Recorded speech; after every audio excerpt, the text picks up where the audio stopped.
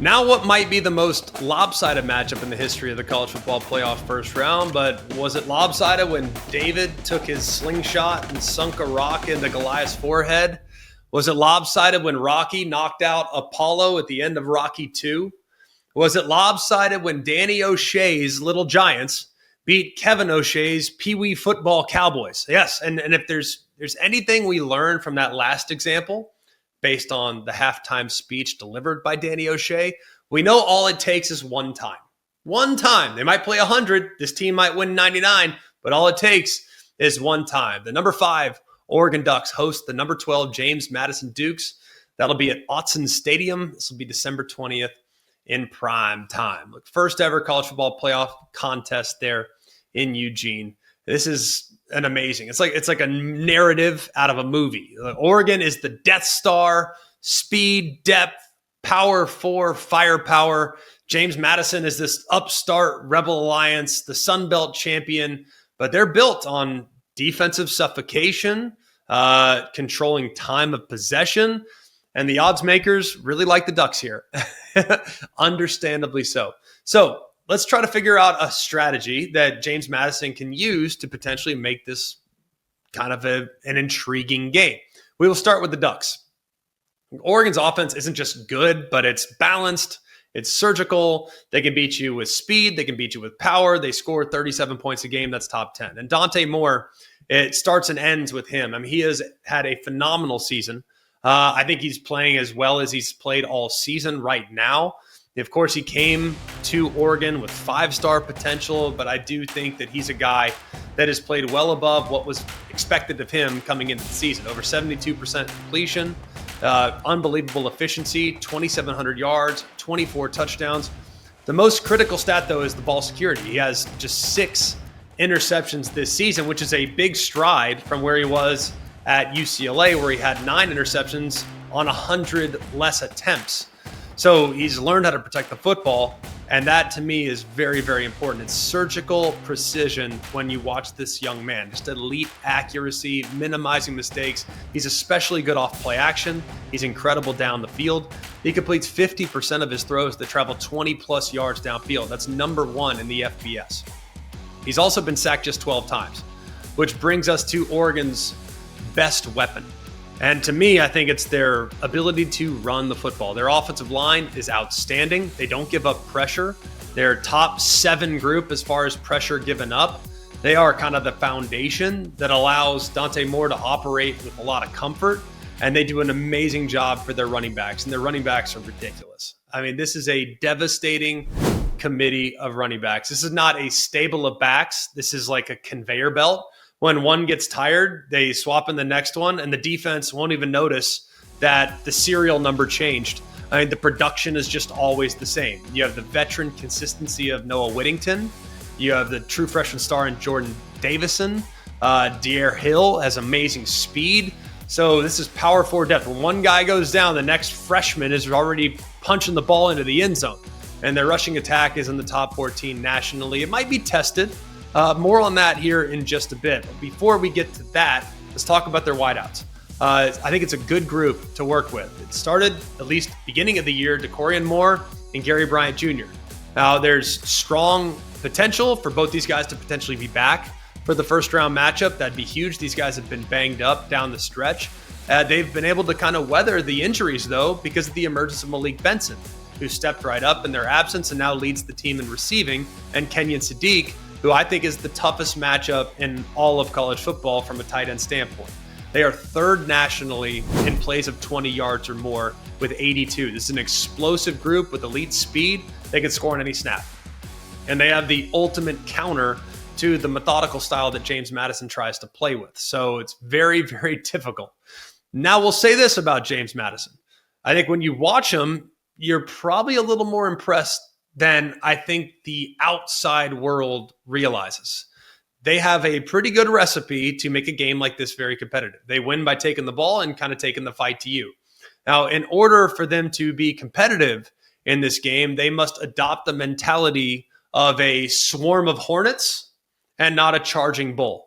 You have to kind of hit from a million different spots, because if you try to attack Oregon head on, it's going to be very difficult. So their formula hinges on two things. One, an elite defense, and two, a commitment to clock control.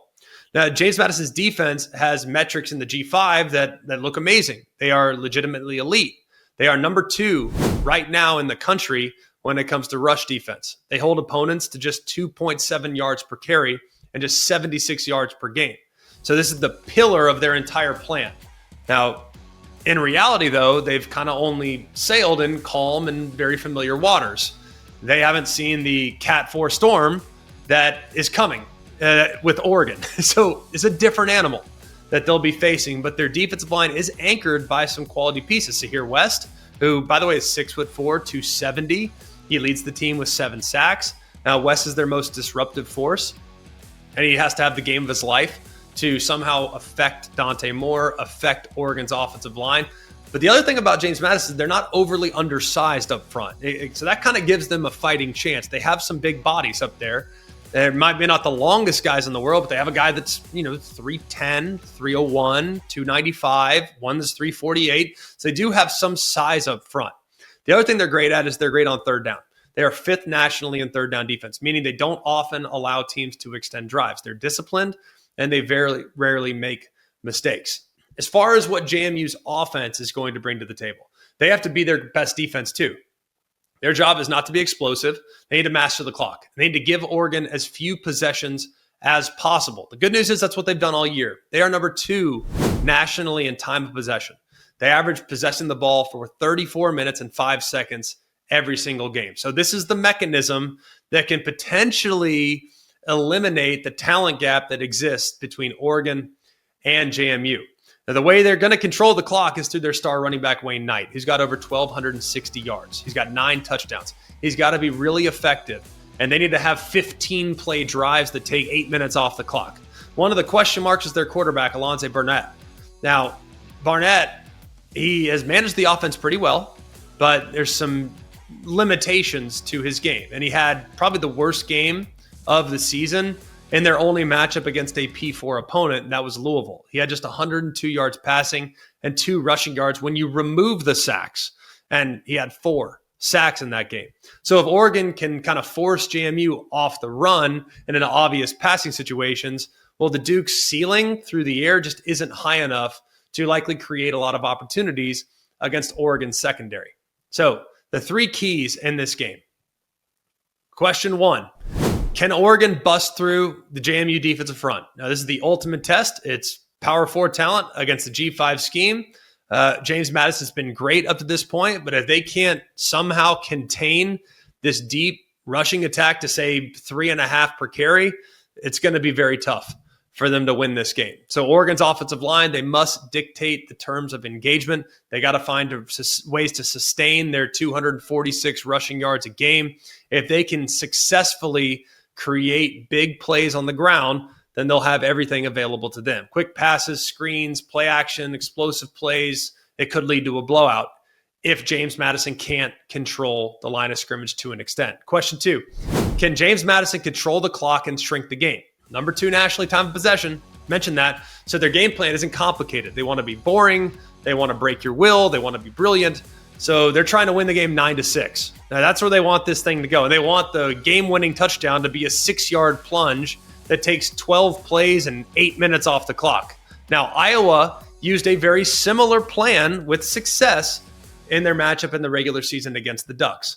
So can the Dukes slow it down and shrink the game? Question 3, can JMU keep Oregon out of the end zone when they get in the red zone? James Madison's only realistic path to a upset or to a cover is by forcing Oregon to settle for field goals as opposed to touchdowns.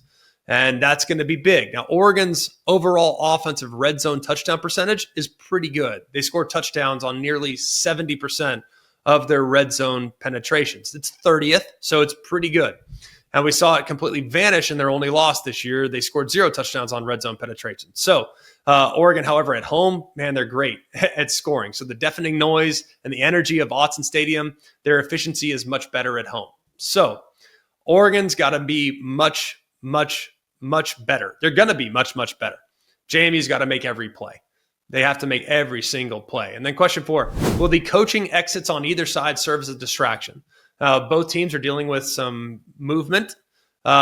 James Madison, their head coach, Bob Chesney, is leaving for UCLA. He said he's committed to coaching through the playoff. So the team needs to execute perfect, turnover-free, manage the external noise, put all the pressure back on Oregon. But they're not without a couple of challenges there as well. Will Stein, their OC, is leaving to become the head coach of Kentucky. And their DC, Tosh Lupoy, he's heading to Cal at the end of the postseason run. So they're both balancing kind of a similar challenge. So we know the matchup is very tough. We know the Duke's strategy will be sound. You know they'll be put in a good position. But the game will become a game of attrition. And Oregon, I think, is just better built for a game of this magnitude. I have a ton of confidence in an Oregon victory. I do not have a ton of confidence in an Oregon cover. I think James Madison will battle in this game, but eventually Oregon will pull away. I think Oregon wins this game 31-14 and punches their ticket to the quarterfinals.